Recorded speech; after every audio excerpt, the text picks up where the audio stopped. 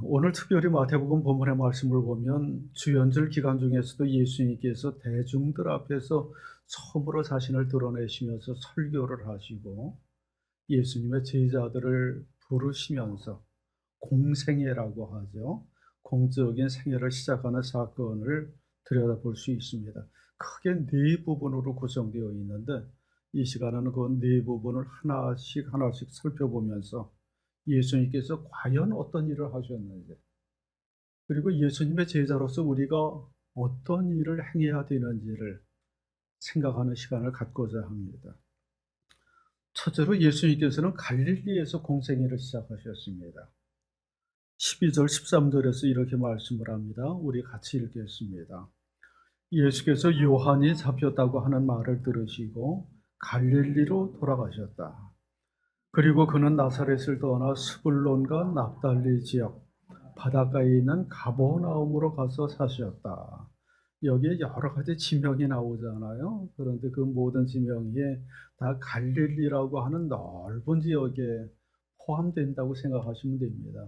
가버나움, 납달리, 스불론, 나사렛, 전부 갈릴리라고 하는 광범한 지역에 속해 있는데, 세리완이 그곳을 통치하는 헤롯 안티파스에 의해서 체포되었다는 소식을 듣고서 많이 실망하고 위축되기도 했을 텐데 일단 갈릴리 지역으로 물러났다가 거기에서 공적인 활동을 시작하게 됩니다. 이게 대단히 중요한 의미가 있잖아요. 우리가 어떤 새로운 일을 시작할 때 어디에서 할 것인가, 장사를 하더라도 어디에서 장사를 할 건가, 또 어떤 방식으로 장사를 시작할 것인가, 이것이 대단히 중요합니다. 새로운 일을 시작할 때 어디에서 어떻게 시작할 것인가 아주 신중하게 생각을 합니다. 여러분, 만약에 우리 교회가 옮기게 된다면 어디로 옮기면 좋겠습니까? 혹시 그런 생각 해보셨습니까? 만약에 교회를 개척한다면 어디에서 개척하는 게 좋겠습니까? 이런 질문을 던지면 아마 대부분의 사람들은 신시가지, 아파트 주변, 그렇게 생각을 합니다. 사람들이 많이 사는 곳을 선택해야지 교회도 성장할 가능성이 높기 때문입니다. 그 계산을 가장 많이 합니다. 저는 처음 교회를 시작할 때 그런 생각을 거의 하지를 못했습니다. 일부러 가난하고 소외된 지역을 선택했는데 노동 목회 아니면 빈민 목회를 생각을 했고요. 지금 돌이켜 생각해 보면 너무나 미숙하고 무모하기도 하고 준비가 부족했습니다. 돈도 없고 사람도 없고 실력도 없고 목회 경험도 없고 그런 상태에서 그냥 막 시작을 한 거죠. 아무것도 모르고 남들이 보면 참 한심스럽다. 저렇게 해서 어떻게 목회를 하겠나. 그렇게 생각한 사람들이 많았을 것 같습니다.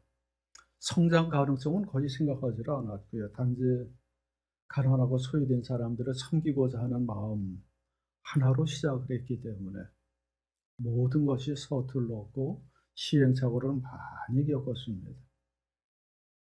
교인들이 고생을 많이 했죠. 미숙한 목사를 따라오느라고 교인들이 참 같이 어려움을 많이 당했습니다. 그런데 예수님께서는 공생에 시작하신 장소가 갈릴리라고 하는 곳인데, 갈릴리 지역은 우리가 너무나 잘 알듯이 이스라엘 북쪽의 변방에 속한 지역입니다. 이스라엘을 크게 우리가 세 덩어리로 나누잖아요. 갈릴리, 사마리아, 유대. 갈릴리는 다른 사람들에게 많이 무시당하고 소외된 지역, 가난한 사람들이 살던 지역이었습니다. 그래서 갈릴리 나사렛에서 무슨 선한 것이 나오겠느냐, 그렇게 비아냥거리는 속담이 생길 정도로 소외된 지역이었습니다. 오늘 본문의 15절 이하에서도 이사야서를 인용해서 갈릴리를 어둠의 땅, 죽음의 땅, 그늘진 곳이라고 설명을 합니다. 스불론과 납달리 땅, 요단강 건너편, 바다로 가는 길목, 이방 사람들의 갈릴리, 어둠에 앉아있는 백성이 큰 빛을 보았고 그늘진 죽음의 땅에 앉은 사람들에게 빛이 비쳤다 라고 말씀을 합니다. 이 말씀은 이사야서의 인용인데 이사야 예언자가 활동하던 시대에 그 갈릴리 지역은 특별히 아수리의 침략을 받아서 수많은 사람들이 죽고 포로로 끌려가고 약탈당하고 유린되었었던 죽음의 땅, 어둠의 땅이었습니다. 소망이 없는 땅이었습니다. 그런데 이제 그곳에 빛이 비추게 될 것이라고 예언을 했는데 그 예언의 말씀이 예수님을 통해서 이루어지게 된 것입니다. 오늘 본문에서 그렇게 설명을 합니다. 어둠의 땅에 세상의 빛 대신 예수님께서 오셔서 그곳에 빛을 던져주시고 소망을 심어주셨습니다. 우리가 세상 살면서 때로는 변방에 밀려날 때가 있습니다. 사람들이 사는 거주지역도 등급이 있잖아요. 부자들 사는데, 중간층 사는데, 아주 가난한 사람들 사는데, 그래서 변방으로 밀려서 살아가는 사람들 보면 사람들이 많이 무시하기도 합니다. 남들처럼 부자 동네, 고급 아파트에서 살지 못하고 소외되고 낙후된 곳으로 떠밀려서 살아가게 되면, 햇빛도 들어오지 않는 그늘진 곳에서 살아가게 되면 참 서럽고 힘들게 느껴질 때가 많습니다. 사망의 음침한 골짜기를 지날 때도 있고요. 경쟁에서 밀려나고 뒤처지고 사람들로부터 무시와 외면을 당할 때 누구나 다 실망을 하죠. 낙담을 합니다. 하지만 하나님께서는 결코 우리를 외면하시지 않습니다. 사람들은 외면하고 무시할지라도 하나님께서는 외면하시는 것이 아니라 오히려 그들에게 먼저 관심을 갖고 찾아가신다는 사실을 오늘 본문의 말씀을 통해서 들여다볼 수 있습니다. 예수님께서 공적인 활동, 하나님 나라 운동을 시작하면서 제일 먼저 관심을 갖고 찾아간 곳이 이방인의 땅, 변방의 갈릴리 지역이었다는 것입니다. 주님께서는 잃어버린 자를 찾기 위해서 이 땅에 오셨고, 그래서 갈릴리 그늘진 곳에서부터 공적인 활동을 시작하게 되었습니다. 마땅히 우리는 예수님의 뒤를 따라서 그 길을 걸어가야만 합니다.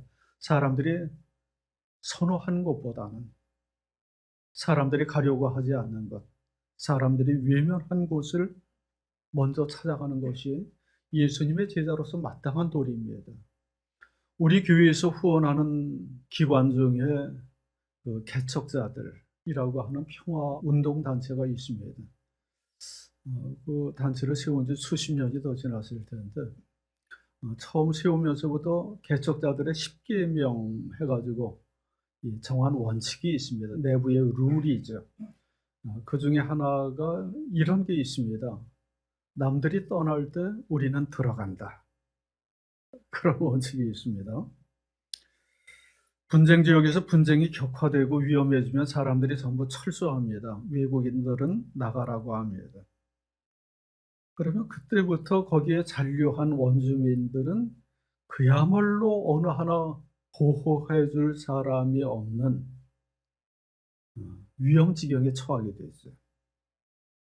그래서 모든 사람들이 위험하다고 그곳을 떠나갈 때가 우리는 들어가서 그들을 보호하고 지켜줘야 할 때라는 것이 그들의 10계명 중에 하나입니다. 정말로 대단하죠. 지금까지 이 계명을 지키고 있는지는 모르겠지만 어쨌든 그런 원칙을 세워서 그 정신을 추구합니다. 우리 교우들 중에도 그렇게 세상 사람들이 찾지 않는 곳을 일부러 찾아가서 그늘진 곳에서 어려운 사람들을 섬기고 돌보는 분들이 많이 있습니다. 너무나 감사하고요. 그것이 진정 예수의 참된 제자의 길이고 좁은 문으로 들어가는 길이고 갈릴리로 가는 길이라고 여겨집니다. 주님께서는 섬김을 받기 위해서 오신 것이 아니라 섬기러 오셨고 잃어버린 자를 찾아서 오셨고 사람들로부터 외면받고 인정받지 못하는 그들에게 하나님의 손길을 전해주고 하나님의 나라를 세워가기 위해서 오셨다는 것. 우리가 반드시 유념해야만 합니다. 둘째로 예수님께서는 하나님 나라를 선포하셨습니다. 17절에서 이렇게 말씀을 합니다. 같이 읽겠습니다. 그때부터 예수께서는 회개하여라. 하늘나라가 가까이 왔다 하고 선포하기 시작하셨다.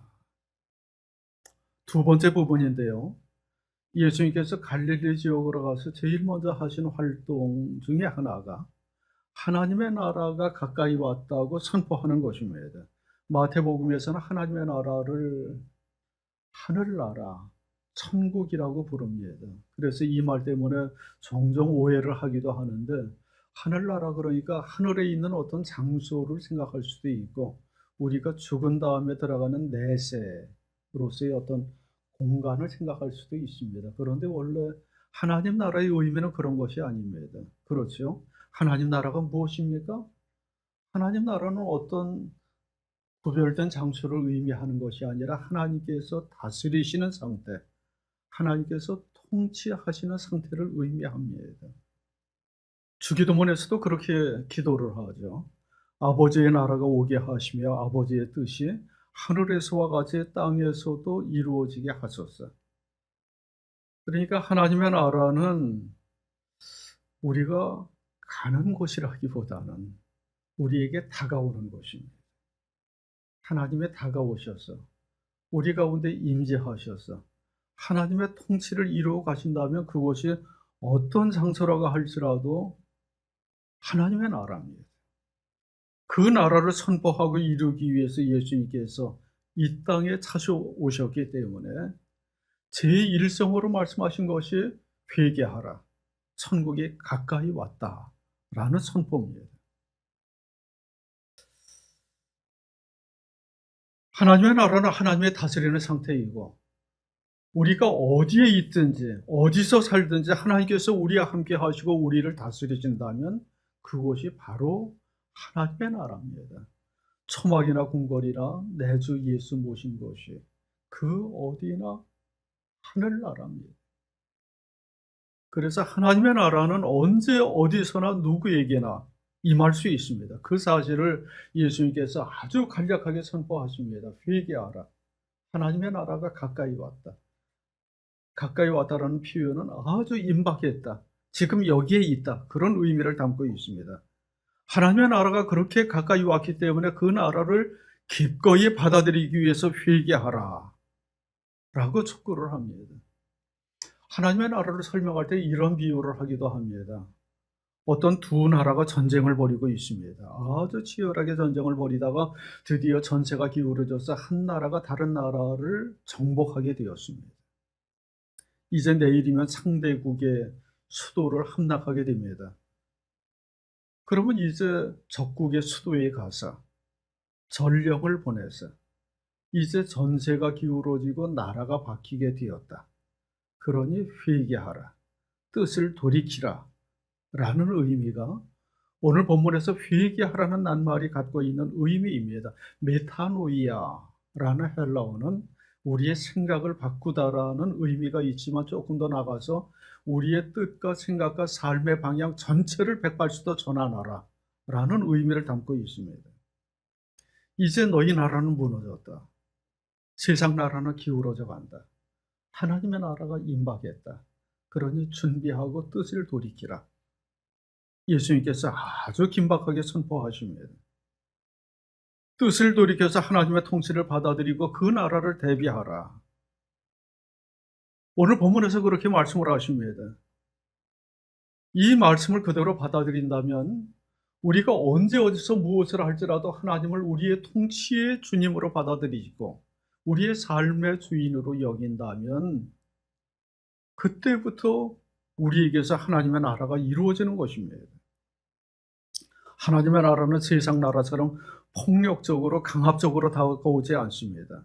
우리가 원치 않으면 얼마든지 그 나라를 거부할 수도 있고 받아들이지 않을 수도 있습니다. 그래서 회개하고 뜻을 돌이키는 것이 너무나 중요합니다. 회개는 하나님 나라에 들어가는 데 있어서 필수 조건입니다. 회개하지 않으면 하나님 나라에 들어갈 수도 없고 하나님의 나라를 이루어갈 수도 없습니다. 회개는 거꾸로 하나님의 나라를 이루어가는 표지이기도 합니다. 회개한 사람들이 모여 있을 때 저기 하나님의 나라가 이루어졌구나 우리는 확인할 수도 있습니다. 하나님의 나라가 때로는 아주 추상적이고 애매해 보일 수도 있습니다. 눈에 보이고 손에 잡히는 것이 아니기 때문에 그런 나라가 있어? 뭐 이렇게 회의를 일으킬 법도 한데, 하나님의 나라는 하나님께서 주인 되셔서 그 말씀과 은혜와 사랑을 통해서 통치해 나가시는 모든 상태를 하나님의 나라라 일컫고, 주님께서는 이 시간도 우리에게 그 나라에 들어오라고, 하나님의 나라가 가까이 왔다고 간곡하게 부르시고 우리를 초대하십니다. 회개하고 뜻을 돌이켜서 하나님의 나라를 받아들이고 그 나라의 기쁨과 즐거움을 누릴 수 있는 우리 모두가 될 수 있기를 간절히 바랍니다. 셋째로, 예수님께서는 제자들을 부르셨습니다. 하나님 나라의 일꾼으로 세우신 것이죠. 하나님의 나라는 물론 하나님께서 주인되고 주도적으로 이루어 가시는 나라지만, 하나님 혼자서 펼치시는 세상이 아니라 하나님 나라의 일꾼들을 불러 세워서 한 사람 한 사람 불러 모아서 이루어 가시는 나라입니다. 그래서 예수님께서는 그 나라의 일꾼을 세우기 위해서 제자들을 부르시는데, 오늘 처음으로 제자를 부르시는 장면이 본문에 나옵니다. 갈릴리 바닷가를 지나가다가 고기 잡는 어부를 보시고 그들을 이렇게 부르십니다. 같이 읽겠습니다. 예수께서 그들에게 말씀하셨다. 나를 따라오너라. 나는 너희를 사람을 낚는 어부로 삼겠다. 그들은 곧 그물을 버리고 예수를 따라갔다. 아멘. 이 한 문장의 그 짧은 글인데 이 문장이 아주 좀 과격하게 느껴지지 않습니까? 이렇게 논리가 이렇게 비약될 수도 있나? 이런 일이 실제로 벌어질 수도 있나? 생각할 수도 있죠. 예수님께서 다른 말 안 하고 그냥 나를 따르라. 그러면 사람 낚는 어부가 되게 하겠다라고 말씀을 하는데, 이제 고기 잡는 어부들이 그 말씀을 듣고 솔깃할 수도 있지만, 그냥 상식적으로 생각해 보면 뭐 그 한마디 말에 사람이 그렇게 현혹될 수 있겠습니까? 뭐 요즘 우리나라 바다처럼 어획량이 줄고 아무리 나가서 고기를 잡아봐야 잡히지도 않고, 야 이거 좀 전업을 해야 되겠다, 이것 가지고는 생계 꾸려나가기 힘들다 하는 지경이라면 몰라도, 뭐 그랬다는 얘기가 성경에는 전혀 없고, 이게 한평생 그들이 가져 쓰던 생업이고, 하여튼 바다에 그물만 던지면 고기가 잡히고, 또 배를 가지기도 하고, 그러면 상당한 재산을 가지고 있는 사람들인데, 예수님의 말씀 한마디를 듣고 자기의 생업을 내팽개치고 예수님을 따라가는 것이 가능한 일입니까? 그런데 한 문장에서 딱 그렇게 얘기를 하는 거예요. 그물을 버리고 예수를 따라갔다. 그렇게 해서 예수님께서는 그들을 제자로 삼으셨는데, 네 사람의 최초의 제자의 이름에 나오죠. 누굽니까? 베드로, 안드레, 세베대의 아들 야고보와 요한입니다. 예수님께서 그들을 부르시고 그들이 부르심에 응답하는 장면을 보면 정말로 과격하기도 하고 충격적입니다. 나를 따르라. 사람 낚는 어부가 되게 하겠다. 그러자 두말하지 않고 모든 것을 내버려두고 주님을 따라갑니다. 제자라고 하는 낱말은 뭐 1차적인 의미는 배우는 사람이라는 의미입니다. 예수님 당시 유대교 랍비들도 많은 제자를 거느렸거든요. 그런데 배우는 사람이라는 의미보다 더 중요한 것은 스승의 뒤를 따르는 사람이라는 의미입니다. 그래서 유대교 랍비들도 제자들을 거느리고 길거리에 나서게 되면 항상 스승이 제일 앞에 서고, 제자들은 그 뒤에서 병아리 때 쫑쫑쫑 하듯이 뒤따라갔습니다. 절대로 스승보다 앞서가지를 않습니다. 스승이 왼쪽으로 가면 왼쪽, 오른쪽으로 가면 오른쪽으로 따라가는 것이 제자입니다. 우리 속담에도 그런 얘기 있잖아요. 스승의 그림자도 밟지 마라. 항상 스승을 앞세우고 어디로 가든지 토달지 않고 그 뒤를 따라가는 사람이 제자입니다. 그런 면에 있어서 예수님은 훨씬 더 과격하고 급진적입니다. 카리스마가 대단합니다. 아무 얘기도 하지 않고 그냥 나를 따르라. 예수님께서 일방적으로 선택하고 제자를 부르십니다. 유대교 랍비들은 그렇게 하지 않았거든요. 주도권이 스승에게도 있지만 제자에게도 있었습니다. 그래서 제자가 스승을 선택했죠. 유명한 학자다. 유명한 율법학자다. 그렇게 명성을 가지고 있는 사람을 찾아가서 자기가 저를 문화에 받아들여 주십시오. 제자로 삼아 주십시오. 이렇게 청원을 해가지고 제자로 삼는 게 일반적인 관례였는데 예수님께서는 그렇게 하지 않았습니다. 자격 조건 따지지 않고 예수님께서 일방적으로 제자를 부르고 선택하셨습니다. 이게 참 대단한 거죠.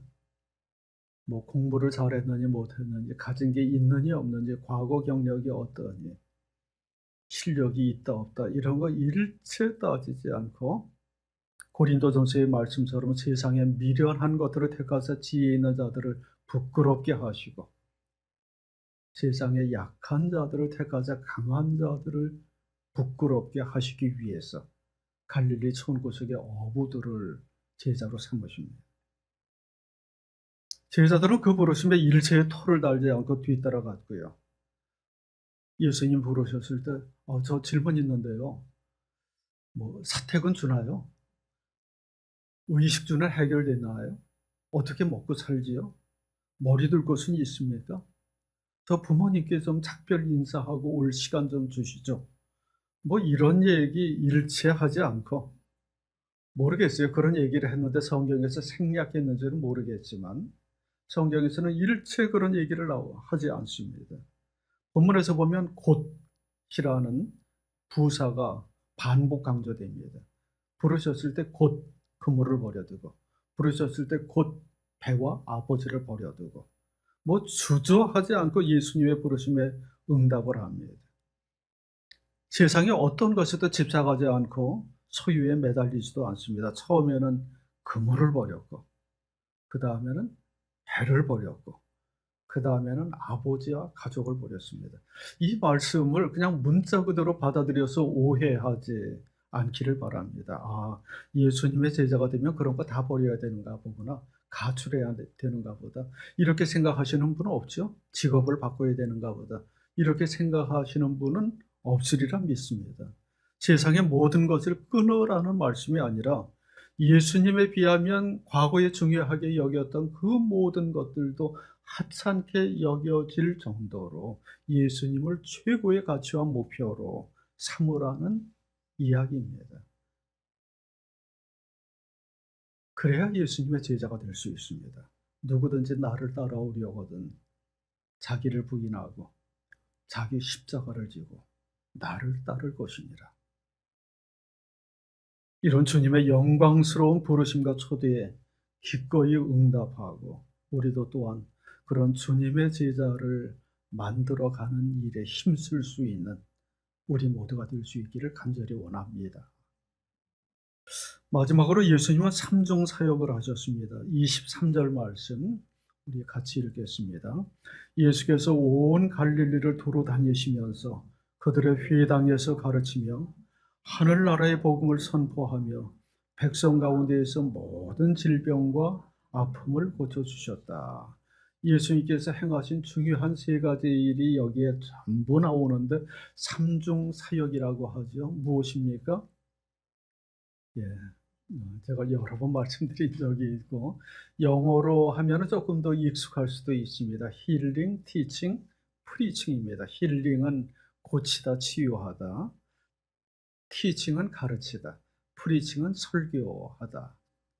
복음 선포하는 것을 의미합니다. 병을 고치고 사람들을 가르쳤고 하나님 나라의 복음을 선포하셨습니다. 힐링, 티칭, 프리칭. 예수님의 삼중 사역이고 그래서 예수님처럼 복음을 전하고 하나님 나라 운동을 하는 모든 선교사들도 이것을 그대로 본받고 흉내를 냅니다. 우리나라에 처음 들어왔었던 초기 선교사들도 이 세 가지를 병행했습니다. 힐링, 티칭, 프리칭. 병원을 세우고 학교를 세우고 교회를 세웠습니다. 이 세 가지만 있어도 세상이 많이 달라집니다. 예수님께서 이것을 주요 사역으로 행하신 목적 중에 하나는 그것을 통해서 하나님의 나라가 이 땅에 이루어진다는 것을 실제로 보여주기 위해서입니다. 보여주기 위해서 그러면 조금 오해할 수도 있겠지만, 그것을 통해서 이 땅의 모든 악한 세력이 쫓겨나고 하나님께서 들어오셔서 하나님의 주권을 차지하고 다스리는 세상에 달라진 모습을 보일 수 있기 때문에 삼중 사역을 앞세워서 하신 겁니다.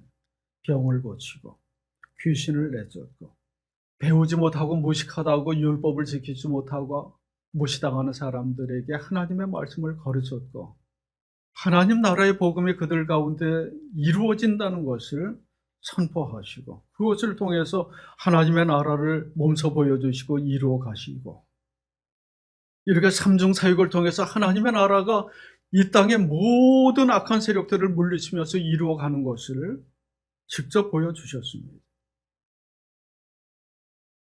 지금도 예수님께서는 그 사역을 하시고요, 이것을 통해서 하나님께서 우리 가운데 임재하시고 함께 하고 계시다는 것을 분명히 드러내 보이십니다.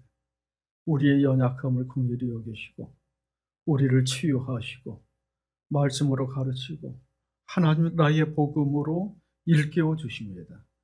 우리도 마땅히 주님의 제자로서 이러한 삼중 사역을 통해서 하나님 나라를 증언하고 확장해 가는 일에 앞장서야만 합니다.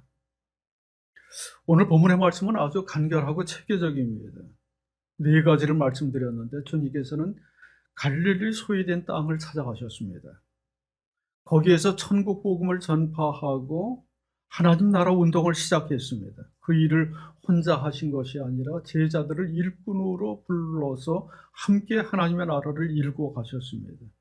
그들과 함께 힐링, 티칭, 프리칭의 삼중 사역을 하면서 하나님의 나라를 이루어 가십니다. 그 4가지 기억하시죠? 변방의 땅 갈릴리를 찾아가셨고, 하나님 나라의 복음을 선포하셨고, 제자들을 부르셨고, 힐링, 티칭, 프리칭 삼중 사역을 하셨습니다. 오늘도 주님께서는 우리를 통해서 그러한 일을 행하시기를 원합니다. 그래서 우리를 부르시고 우리를 통해서 복음을 선포하도록 하시고 우리를 제자 삼으셔서 예수님의 삼중 사역에 동참할 수 있도록 이끌어 주십니다. 우리를 갈릴리로 부르시고 하나님의 나라로 부르시고 제자의 길로 부르셔서 하나님 나라의 일꾼으로 세워주십니다. 나를 따라라는 주님의 영광스러운 부르심 앞에서 갈릴리 어부들처럼 주저함 없이 응답하고 하나님의 나라를 드러내고 확장하면서 우리 교회의 피오처럼 세상을 살리는 예수의 제자들의 길을 걸어갈 수 있는 저와 여러분이 될 수 있기를 간절히 바랍니다.